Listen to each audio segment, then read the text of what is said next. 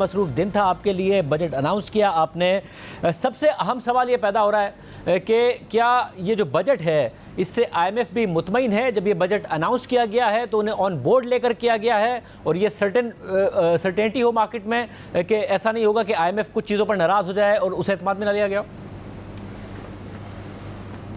देखिए, पहली बात तो ये है शाहजेब साहब, पहले तो आपका शुक्रिया, आपने मुझे मदऊ किया। देखिए, ये जो बजट बनाया गया है ये बहुत, मैं हमेशा बुनियादी बात कहूँगा कि ये अगर हमने इस मुल्क को सही सिमत पे लेके जाना है तो जो हमारी टैक्स टू जीडीपी रेशो है उसको हमने बतदरीज बेहतर बनाना है। तो ये जो सारी इसमें बातें की गई हैं कि इसमें जो रेवेन्यू मेजर्स हैं और जिस तरह हमने रेवेन्यू को आगे लेके जाना है ताकि हम एक टाइम पे 3 से 4 साल के पीरियड में एक sustainable tax to GDP ratio पे पहुंच जाए। इसी तरह जो हमारी एक्सपेंडिचर्स में जो रिडक्शन है, जो एसओई रिफॉर्म्स की बात की गई है, जो प्राइवेटाइजेशन की बात की गई है, तो पहली बात तो ये है, ये पाकिस्तान की ज़रूरत है। दूसरी बात जो आपने कही है कि is this in line with what the IMF is also asking for, इसमें मैं सिर्फ आपको ये कहूँगा कि इस वक्त हमारी और जो उनके साथ बातें हुई जो 8-10 दिन जब मिशन यहाँ था, बिल्कुल अलाइनमेंट है। सब और 12,970 अरब रुपए का जो टैक्स टारगेट है इस रवा माली साल के मुकाबले में 38% ज़्यादा रवा माली साल का हमारा कुछ शॉर्टफॉल नज़र आएगा 100-150 अरब रुपए का। तो आप समझते हैं कि ये हासिल हो पाएगा या सिर्फ आईएमएफ की डिमांड थी इसलिए रख दिया गया? नहीं, देखें, पहली बात तो ये है कि इस साल 9.4 ट्रिलियन का बजटेड नंबर था। उसमें हो सकता है थोड़ा सा कोई शॉर्टफॉल हो, but we are largely going to get there, which means what Shahzeb sahab कि वी हैव रजिस्टर्ड ए रफली 30% delta year on year in terms of FBR revenues. So आपकी बात दुरुस्त है कि 38% का जो नंबर है वो काफ़ी बड़ा मालूम होता है, लेकिन if you see it on the back of 30%, I think इसमें देखें, एक 2-3 चीज़ें होती हैं ना। एक तो एक बॉयंसी होती है कि एक इन्फ्लेशन की वजह से और बाकी सारी चीज़ों की वजह से एक लेवल तक तो हम उस वजह से पहुंच जाएंगे। उसके अलावा आपने देखे हैं जो रेवेन्यू मेजर्स इसमें डिस्कस किए गए हैं, उसमें इनकम टैक्स है, उसमें जो सेल्स टैक्स की जो कुछ एग्जेम्पशंस थी उनको रिमूव किया गया है, लेकिन उसमें हमने कुछ चीज़ों को बिल्कुल प्रोटेक्ट कर दिया है। हेल्थ, एजुकेशन, एग्रीकल्चर, बिल्कुल ये वो सेक्टर्स हैं जो प्रायोरिटी के सेक्टर्स हैं। इसी तरह इनकम टैक्स साइड पे भी जो सैलरीड क्लास है उसको हमने बिल्कुल प्रोटेक्ट कर दिया है। I want to be absolutely clear, ताकि उसमें कोई गुंजाइश ना रहे कि जो सैलरीड क्लास है उसका जो मैक्सिमम स्लैब है उसको बिल्कुल टच नहीं किया गया, वो उसी जगह पे मौजूद है। इसी तरह जो 600,000 की जो एग्जेम्पशन थी उसको भी बरकरार रखा गया है। उसमें से जो कुछ बाकी स्लैब्स हैं उसमें थोड़ी बहुत रद्द-बदल की गई है, लेकिन it's not going to be a very meaningful change. हाँ, जो नॉन सैलरीड हैं उस साइड पे मैक्सिमम स्लैब को 45% किया गया है। और आखिरी चीज़ मैं ये कहूँगा कि जी देखिए, जो हम इस वक्त, मैंने कल भी ये कहा है कि we have to move in a direction where everyone has to contribute, everyone. तो इसीलिए आपने देखा है कि हम नॉन फाइलर्स को बिल्कुल प्यूनिटिव साइड पे लेकर गए हैं, ताकि वो 2, 3, 4, 5 दफ़ा सोचें कि उन्होंने इस मुल्क में टैक्स अदा करने हैं कि नहीं अदा करने। और इसी तरह जो बाकी इस्लाहात हैं वो भी इसी तरह हम इसको आगे लेकर जाएंगे। लेकिन इसमें, to answer your question, between the enforcement से मेरी क्या मुराद है कि जो already policies are in place even before these revenue measures, उसको हमने इन्फोर्स करना है। उसको जो ट्रैक एंड ट्रेस में हो रहा था या पॉस मशीनों में हो रहा था, जहां हमारी, जैसे मैं आपसे पहले भी जिक्र कर चुका हूं कि उसमें हमारी भी कोताही है कि हमने उसके डिज़ाइन फंक्शनैलिटी में उस तरह नहीं जा सके जिस तरह जाना चाहिए था। Implementation was lakhs and therefore जो अपसाइड हमें मिलनी चाहिए थी वो नहीं मिली। इसी तरह जो बाकी सेक्टर्स हैं जो अभी तक अनटैक्सड हैं, उसमें मैंने आज जिक्र किया है कि जो हमारे ताजिर भाई और बहनें हैं अब उनमें से 31,000 रजिस्टर कर चुके हैं। और अगर आपको याद हो शाहजेब साहब कि ये अप्रैल के महीने में ये बात कही जा रही थी कि ये तो पूरी चीज़ फेल हो गई है क्योंकि सिर्फ 75 लोगों ने फ़ाइल किया है। तो देखिए हम we have started moving in that direction. और मैं लास्ट चीज़ सिर्फ ये कहूँगा कि जो एंड टू एंड डिजिटाइजेशन है ये बहुत चीज़ों की हमें हेल्प करेगी, क्योंकि देखिए मैं हमेशा खुलकर बात करता हूँ, why don't people want to come into the net. उनका एक डर है, एक खौफ है कि हमें हरास किया जाएगा, हमारे से जो है सही ट्रीटमेंट नहीं की जाएगी। The more we remove the human intervention in FBR, that is the way to create trust and earn trust कि आप टैक्स दीजिए और अगर आप सही तरीके से टैक्स देंगे तो इंशाल्लाह जो हमारा भी रवैया होगा वो सही तरीके से जाएगा और आगे जाएगा। तो इसलिए जी मैं बहुत पुरुमीद हूँ कि इंशाल्लाह ये हम जो टारगेट है इसको मीट कर पाएंगे। वैसे अब दो तीन चीज़ों पर आपने बात की वन बाय वन। एक तो जो नॉन सैलरीड इनकम है, आप सही कह रहे हैं, बहुत सारी कयास राया हो रही थी कि जो सैलरीड इनकम है वो 45% जो टॉप स्लैब है वो हो जाएगी, मगर जो नीचे की स्लैब्स हैं उनमें ज़ाहिर है जो फिक्स्ड अमाउंट है और जो रेट है उसको ज़रूर उसमें रद्दोबदल किया गया है। जो नॉन सैलरीड है उनको 45% कर दिया गया। अब जो नॉन सैलरीड है उसमें इन्फोर्समेंट का ज़्यादा मसला है, रेट का कम मसला है। सैलरीड तो ज़ाहिर है एट सोर्स दे देते हैं। अब चाहे वो डॉक्टर्स हों, सलून्स हों, रेस्टोरेंट्स हों, शादी हॉल्स का कहते हैं कि 100 अरब रुपए का सालाना उनका बिजनेस है, मगर वो सब कैश में काम करते हैं। तो आप रेट बढ़ाकर कैसे इन्फोर्स कर देंगे? वो तो मसला इन्फोर्समेंट का है, वो और ज़्यादा कैश में काम करना शुरू कर देंगे। देखिए इन्फोर्समेंट का जो मसला है वो तो अक्रॉस सेक्टर्स है। जो आप बात कर रहे हैं वो बिल्कुल ठीक कर रहे हैं। जो आपका एक स्केप्टिसिज्म है वो अपनी जगह बिल्कुल दुरुस्त है, बिकॉज़ क्योंकि हम पहले क्यों नहीं कर पाए, इसलिए नहीं कर पाए कि हमारे सिस्टम्स में हमने लूप होल्स छोड़े हैं और उसमें लेजिस्लेटिव एजेंडा में भी लूप होल्स थे। उसमें जो हमारा सिस्टम है चूँकि सारा मैनुअल है और आप सही कह रहे हैं कि it's all around self assessment, और उस असेसमेंट की वजह से जो बीच में फिर ह्यूमन इंटरवेंशन आती है उसकी वजह से लीकेजेस होती हैं। तो हमने ये दोनों चीज़ों को आगे जो है वो लेकर चलना है। लेकिन देखिए मैं सिर्फ ये एक आपको बात कहूँ कि अभी तक होता क्या रहा है शाहजेब साहब, होता यही रहा है कि आप सारे उन सेक्टर्स को पकड़ें where there is ease of collection. ये कब तक हम करेंगे, ये हम कब तक करेंगे? ये अभी जो बात चल रही है कि जी सैलरीड क्लास और बाकी जो जो मैन्युफैक्चरिंग सेक्टर है, ऑर्गेनाइज सेक्टर है, could we have push this whole can down the road? Yes we could have. लेकिन अगर हम ये नेट नहीं बढ़ाएंगे और अपनी एम्बिशन नहीं बढ़ाएंगे सिर्फ ये कहते हुए कि ये पहले नहीं हुआ तो इस दफ़ा नहीं हो पाएगा, तो फिर तो यही होगा कि ईज़ ऑफ कलेक्शन वो तो सबसे आसान काम है कि जो ऑलरेडी नेट में है आप उन पर बढ़ाते जाइए। But that is no answer and that is not going to lead us to sustainability. एक साल तो हमारा चल जाएगा, ये साल हमारा चल सकता था even with the salaried class quite frankly, क्योंकि और हम स्लैब्स बढ़ा देते और चीज़ें, but is that the answer? The answer is no. तो इसलिए हमें अपनी इन्फोर्समेंट, अपनी कैपेसिटी, और ये शाहजेब साहब मैं आपको बताऊंगा कि देखें इसमें हमें तीनों चीज़ों को हम देख रहे हैं, पीपल, प्रोसेस, टेक्नोलॉजी सब। और एक और तीनों चीज़ों का जब अब ये इकट्ठा होगा तो फिर हम आगे लेकर चलेंगे जी। सब एक और एक्सपोर्टर्स को ज़ाहिर नॉर्मल टैक्स रिजीम में लाया गया है। अब पाकिस्तान में ये ज़ाहिर मुतालबा होता है और आपने इसको मैं मेंशन भी किया है कि जो हॉरिजॉन्टल इक्विटी है उसके तहत सब टैक्स दें और सब नॉर्मल अंदाज में टैक्स दें, मगर एक्सपोर्टर्स उल्टा डिमांड करते आए हैं और वो ये डिमांड करते हैं कि जी हमारे तो इस वक्त जो रीजन है उसके मुकाबले में ना हमारे इंटरेस्ट रेट्स हैं, ना ही उसके मुकाबले में हमारा एनर्जी टैरिफ है, हमें और फैसिलिटेट किया जाए। तो आपने एक्सपोर्टर्स को एतमाद में लिया है ये करने से पहले? शब्बर जैदी साहब कह रहे हैं कि ये वापस हो जाएगा, ये इम्प्लीमेंट हो नहीं पाएगा।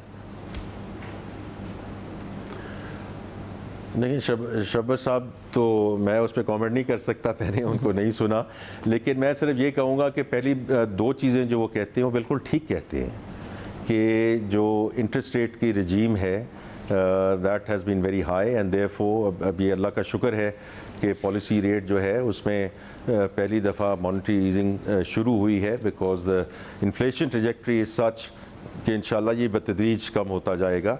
लेकिन उनकी बात दुरुस्त है कि very high interest rate. The second part जो भी उनकी बात दुरुस्त है इन terms of the requirement for competitive energy, और उसमें भी इंशाल्लाह शाहजेब साहब मैं आपको सिर्फ ये कह सकता हूँ कि अगले इसी माह के दौरान एक्चुअली हम उनको एक अच्छी खुशखबरी दे सकेंगे। तो लेकिन उनकी भी वो दूसरी बात भी दुरुस्त है। लेकिन तीसरी चीज़ ये है कि देखें हर एक को नेट में आना है। सिर्फ ये कहना कि जी चूँकि FBR को के साथ अगर हम उसमें आएंगे तो बड़ी मुश्किल हो जाएगी, तो देखें वो तो जो सारे हम डील कर रहे हैं, डिफरेंट सेगमेंट्स डील कर रहे हैं, सबके साथ ऐसे ही है ना। तो इसलिए at some point in time देखिए शाहजेब साहब, मैं आपको बात ये कहता हूँ कि वापस आए या ना आए, बिकॉज इस वक्त रियलिटी क्या है? रियलिटी ये है कि आप जिससे भी पूछें कि जी नेट को कैसे बढ़ाया जाए, और नेट को हमने क्यों बढ़ाना है?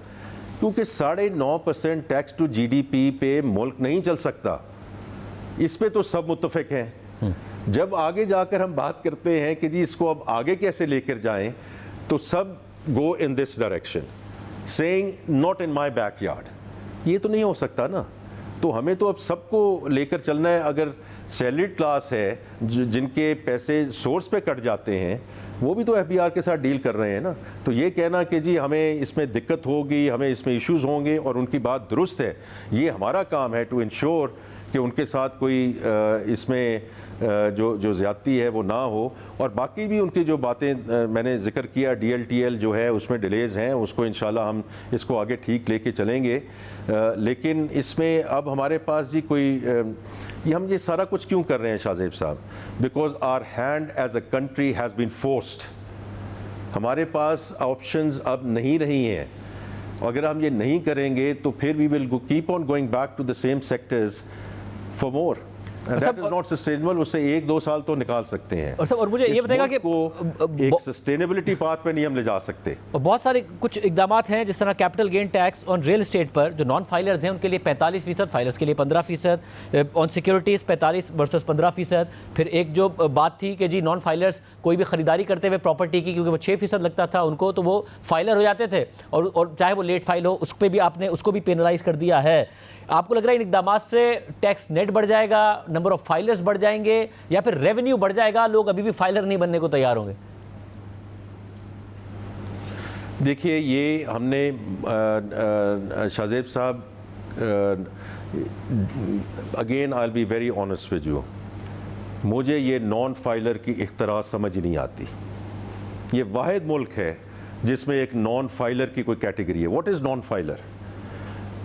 ये कि या आप टैक्स दे रहे हैं और एक्टिव टैक्स लिस्ट पे है, या आप नहीं हैं। तो as far as I am concern this is step in the right direction, and we have to transition this in the कि इसको रेवेन्यू जनरेटिंग मेजर नहीं हमने सिर्फ बनाना, हमने सबको एक्टिव टैक्स पे लिस्ट पे लेकर आना है। दैट इज़ द इवेंचुअल गोल। तो इस साल हमने कोशिश ये की है कि ये सिर्फ 1-2-3% का डिफरेंशियल ना डालें, और ये ठीक है उसमें एक फ्लिप साइड होगी कि जी आपने और उसको अनडॉक्यूमेंटेड साइड पे भेजेंगे etcetera. Time will tell Shahzeb साहब, लेकिन मेरा अपना व्यू ये है कि हमने इसको उस साइड पे लेके जाना है। इवेंचुअल एंड गोल इज़ कि हमने ये नॉन फाइलर वाली जो कैटेगरी है इस मुल्क से ख़त्म करनी है। इसको ये रेवेन्यू जनरेटिंग वाला नहीं है। देखिए मैं बार बार आता हूँ, इस मुल्क की सस्टेनेबिलिटी, और these are tough decisions Shahzeb साहब, ये कोई आसान डिसीजंस नहीं है। ये सब में ट्रेड ऑफ्स हैं। जैसे आपने जिक्र किया ना कि ये एक साइड पे ये है, दूसरी साइड पे आप ये कर रहे हैं। अगर इतनी ही आसान चीज़ें होती तो अब तक ये कर दिया जा चुका होता। वैसे मैं एक और चीज़ जानना चाह रहा हूँ कि हमारी काविश है सट्टेबाजी को डिस्करेज करने के लिए जो टेन्योर रखा गया था कि अगर आपकी होल्डिंग 1 साल से ज़्यादा है तो कितना टैक्स होगा, चाहे प्रॉपर्टी हो, चाहे फिर स्टॉक मार्केट हो, सिक्योरिटीज़ हो, 2 साल 3, आपने वो टेन्योर ख़त्म कर दिया है। Flat 15% for filers, flat 45% for non filers. इसकी क्या वजह है? राइट, इसमें देखिए अगेन ये तो आर्टिफिशियल है ना कि जी 6 साल रखें या 3 साल रखें या कोई मुद्दत भी ना रखें। तो इसको हमने the idea is to just take the tenor out of the whole picture.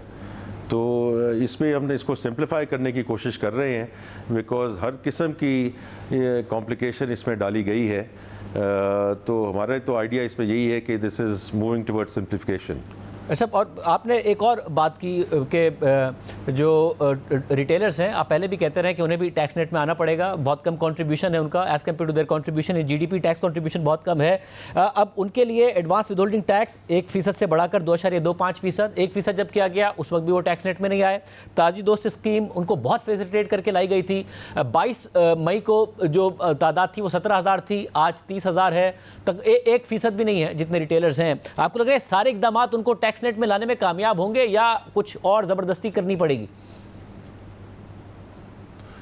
नहीं, देखें, ज़बरदस्ती की ऐसी बात नहीं है कि देखें, मैं तो पहले ये कहूँगा कि 2022 में जो मिफ्ता साहब ने कदम उठाया था, मेरा अपना अंदाज़ा है कि अगर उस वक्त उन्होंने तो उस वक्त एक फ़िक्स्ड रेट की बात की थी, गालिबन मैं उस प्राइवेट सेक्टर में था, मैं बाहर से देख रहा था। As far I am concern, जब वो फाइनेंस मिनिस्टर थे उस वक्त उन्होंने इसको बड़ा सोच विचार के एक चीज़ की होगी, उसको डायरेक्ट टैक्स की बात करने की। अभी तो हमने ये जो बात की है ये तो अभी वैल्यू चेन और सप्लाई चेन की बात की है ना, but ultimately I thought he had a very good idea कि कम अज़ कम हम एक फ़िक्स रेट रजीम लाकर इनको ताजिर भाइयों और बहनों को इस स्कीम में ले आए हैं। अगर देखें जो 2022 में हो गया या नहीं हुआ, अगर वो हुआ होता तो जो मैंने अभी बात की है, जो बॉयंसी वाली चीज़ आती है, आज ये एक खातिर खा ऑलरेडी हमें एक रेवेन्यू स्ट्रीम मिल रही होती and they would have been already part of the revenue stream. तो अब खैर इन एनी केस 2024 है, हम इसको आगे लेके जा रहे हैं जी। इसमें देखिए शाहजेब साहब, हम अब पीछे वापस नहीं आएंगे और उसकी वजह सिर्फ ये है कि अगर हम पीछे वापस आ गए तो ये जो आपने सवाल मेरे से शुरू में किया था कि सैलरीड क्लास का क्या होगा, तो फिर यही होगा, the same will have to pay for more. Sir, एक और अहम मसला है, तो इसलिए we don't have a choice but to make it happen.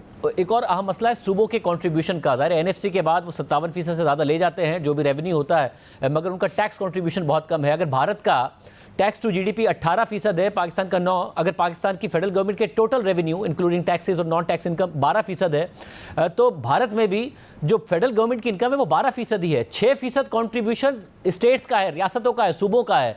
Pakistan में सूबों का कंट्रीब्यूशन सिर्फ 1% है। ये जो आप नेशनल फिस्कल पैक्ट की बात कर रहे हैं, इसमें क्या कुछ ऐसे खर्चे हैं जिसकी जिम्मेदारी सूबे ले लेंगे, कुछ ऐसे टैक्सेस हैं जिसमें सूबे वादा कर रहे हैं कि हम कंट्रीब्यूट करेंगे? देखिए जी, ये बहुत अर्ली स्टेजेस हैं मुशावरत की। तो शाहजेब साहब, ये एक हमने बातचीत शुरू की है। जैसे कि आपको पता है कि आफ्टर द 18th अमेंडमेंट ये कोई भी यूनिलैटरल डिसीजन नहीं हो सकता, लेकिन मैं हमेशा ये बात करता हूँ क्योंकि कॉर्पोरेट वर्ल्ड से आया हूँ, तो मैं I just use the corporate lingo कि हमें एंटरप्राइज वाइड थिंकिंग करनी पड़ेगी। ये कहना कि the hole is on your side of the boat when खुदा न खास्ता the whole boat is sinking is not going to work for Pakistan.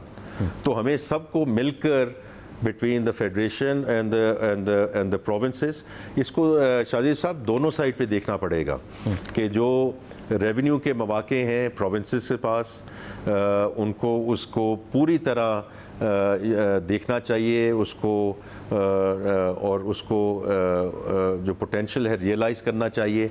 इसी तरह जो एक्सपेंडिचर शेयरिंग है, जो डिवॉल्व सब्जेक्ट्स हैं उनको उन पे ज़रूर नज़रसानी करनी चाहिए और ये हम उनके साथ मुशावरत में हैं और आगे मुशावरत में लेकर जाएंगे। अच्छा, इसी तरह मगर मुशावरत हाथ से बचती है। मगर मुशावरत, मैं एक आखिरी बात कहना चाहता हूँ शाहजेब साहब कि दोनों चीज़ें हमें करनी पड़ेंगी, क्योंकि ये नहीं हो सकता हम सूबों से कहीं आप ये करें और जो फेडरल गवर्नमेंट है वो उन सारी मिनिस्ट्रीज़ को लेकर बैठी रहे जो एक्चुअली डिवॉल्व सब्जेक्ट्स हैं। तो हमें भी अपनी इस साइड पे, जो मैंने आज बजट की तकरीर में कहा है कि वज़ीर आज़म साहब ने एक बड़ी बाख्तियार कमेटी बना दी है कि जिसमें we make some very fundamental choices and decisions at the federal level कि हमें इन मिनिस्ट्रीज़ की ज़रूरत है कि नहीं है, और अगर नहीं है तो then after the 18th amendment and after the NEFC award we should make very fundamental decisions. तो हमें भी ये काम करने हैं as part of that national fiscal pact. ये बड़ी अहम बात है, वफाक भी करे, मगर सूबों से मुशावरत पहुंची किस हद तक है? क्योंकि पाकिस्तान में जो एनुअल प्रॉपर्टी और एग्रीकल्चर टैक्स है सूबों का वो 126 अरब रुपए है, और अकेली जो मुंबई म्यूनसिपल कॉरपोरेशन अथॉरिटी है उसका 180 अरब रुपए है, अकेले मुंबई अथॉरिटी का। हमारे सारे सूबे मिला के 126 अरब करते हैं, वो उसके बराबर नहीं पहुंचते। तो कितना करेंगे? वो जो डिवॉल्व सब्जेक्ट्स हैं उसमें कोई वादा, कुछ बात हुई है? नहीं जी, अभी इस पर कोई बात नहीं हुई, लेकिन शाहजेब साहब मैं हमेशा I enjoy talking to you because आपकी माशाल्लाह रिसर्च ऐसी होती है कि आपके पास ऑलरेडी फिगर सारी मौजूद हैं विच स्पीक फॉर देमसेल्व्स, राइट। तो मुझे कुछ कहने की ज़रूरत ही नहीं है इस टॉपिक पे, लेकिन ये हमारी मुशावरत जारी है जी, और इंशाल्लाह हम इसको आगे लेकर चलेंगे। लेकिन as I said no decisions can be made unilaterally. सब इन्फ्लेशन 12% का आपने टारगेट रखा है। स्टेट बैंक की जो मॉनेटरी पॉलिसी अभी अनाउंस हुई जुलाई से, उन्होंने बजट को मद्देनजर रखते हुए इस बात का इजहार किया कि शायद इन्फ्लेशनरी प्रेशर आएगा। अब आप भी जब 12% पर रख रहे हैं, अगले साल की इनकम में 9,775 अरब रुपए सिर्फ सूद की अदायगी के लिए रख रहे हैं, जो कि टोटल एक्सपेंसेस का 50% है, टोटल टैक्स कलेक्शन का तकरीबन 80% है, यानी इन्फ्लेशन सिंगल डिजिट में हम अगले माली साल में भी नहीं देख रहे हैं आते हुए। नहीं देखिए, ये इन्फ्लेशन तो ये बात हो रही है एवरेज इन्फ्लेशन की, बिकॉज ये 12% तो at a point in time inflation तो ऑलरेडी मई में 12% आ चुकी है उस महीने के लिए। सो एवरेज इन्फ्लेशन हम इसी तरह देख रहे हैं, एंड इंशाल्लाह in the next fiscal year we see that, and I think the MPC, at least in the previous one, they also thought कि early 25-26 में, so next fiscal year में they start seeing it going into the single digit. साहब, और आखिरी question, ये जो सरकारी मुलाजमीन की तनख्वाह में इजाफा है, IMF को एतमाद में लिया आपने, 25% इजाफा किया जा रहा है एम्प्लॉयज़ की सैलरी में। ये भी बता दीजिएगा ये ग्रॉस पर है, किस तरीके से होगा? जी, इसका तो खैर I won't go into the details कि ये किस लेवल पे होगा, लेकिन I think this was important because जो एवरेज इन्फ्लेशन रही है इस माली साल में, उसमें इनके लिए to make them whole, this was an important step that we thought we had to take as the federal government.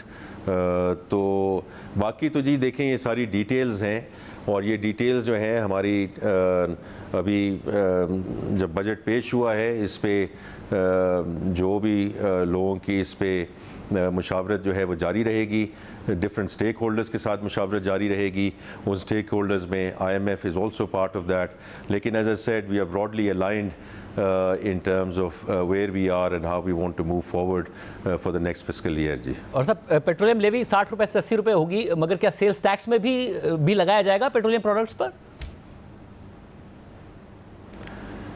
नहीं जी, पेट्रोलियम प्रोडक्ट पे इस वक्त सेल्स टैक्स लगाने की कोई तजवीज़ नहीं है।